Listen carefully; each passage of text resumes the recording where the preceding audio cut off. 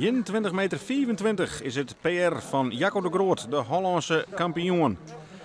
Bart Helmholt had nog een hoger PR, 21,51. Er zijn twee mensen die 21 meter springen kennen. Ben dat ook de twee favorieten?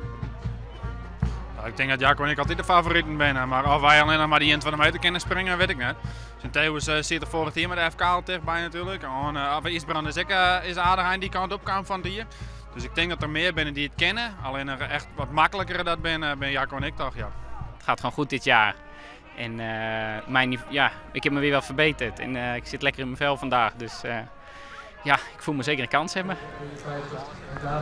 Bart Helmholt begint met zijn oren. Kinder voortdurend zijn wedstrijd die breken. De pols gaat redelijk staren voor. Hij kan hechten pakken en dan komt hij in de buurt van dat baltje. Dus Bart iepent mij een dikke 9 meter sprong. Het is heel simpel, de beste wint. En vandaag probeer ik dat te zijn. Ja, en wat kan Jacco de Groot? Hij is toch eigenlijk wel, mij Bart Helmholt, de topfavoriet. Maar ja, hij begint toch wat zunnigjes onder deze wedstrijd. Hij kan net te safe springen, want dan wil je samen uit die finale wipt. Hij springt wel heel makkelijk, hele dikke afstand, een paar 21 meter, al beteerd in het seizoen. Maar de laatste weken littert het een beetje afweten. Dus ik ben wel heel benieuwd wat er Jood in zijn eerste 2-3 sprongen laat zien. Maar uit onverwachte hoeken krijgt de wedstrijd een enorme wending. Dus je hebt sowieso slachtoffers daarin. Anne Galema en no bloed de stok al heel mooi staan. En kinderen dan die stok uitklimmen en een uitsprongen. Ja! Wij gaan hier de eerste 20 meter staan. En zijn PR stier op 20.04. Dus dit kan wel eens zijn beste sprong ooit worden. Maar dat dit de finale plak is, prachtig uitklom. En die uitsprong. En hij is helemaal waarom in die top. En wat zijn wij benieuwd. 20 meter 63, een formidabel record. En dit binnen afstanden, waar zelfs de toppers wel even van verkleuren. Want hiermee kun je zomaar Nederlands kampioen worden. Ik zit denken niet binnen. Jacco de Groot, springt hij hem dan naar een finale daar. Oei, ik liet het echt onder de taal. Maar dan Inhelly.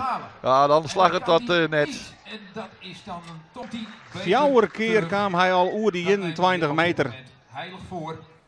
Maar in deze wedstrijd net. Net eerst over de 20. En dan ben je afgeserveerd. Het niveau lag hoog vandaag. En ik voelde, ik denk Theo is nog 19-4.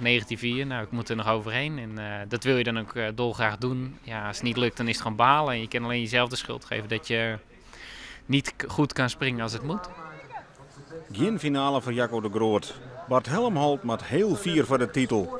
En Anne Galema, die zit in de wachtkamer. En Bart Helmholt, wat kan hij doen in zijn allerlaatste sprong? Want hij maakt verder als 20-63 en hij komt niet ook in het boltje.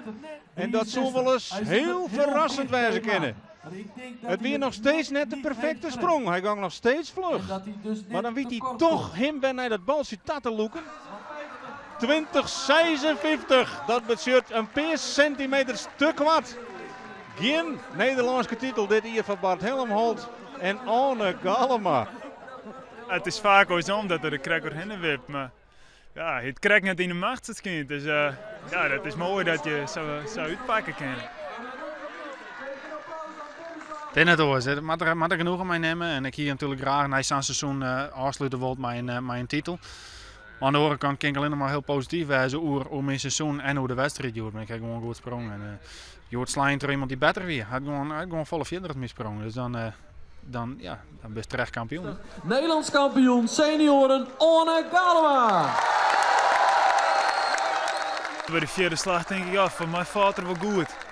En jij is het vaak aan de coach gewoon, rijden achter die. En, als het op zijde valt, ja, dan neemt het wat ouder, dat volume. En nou gewoon, ja, go.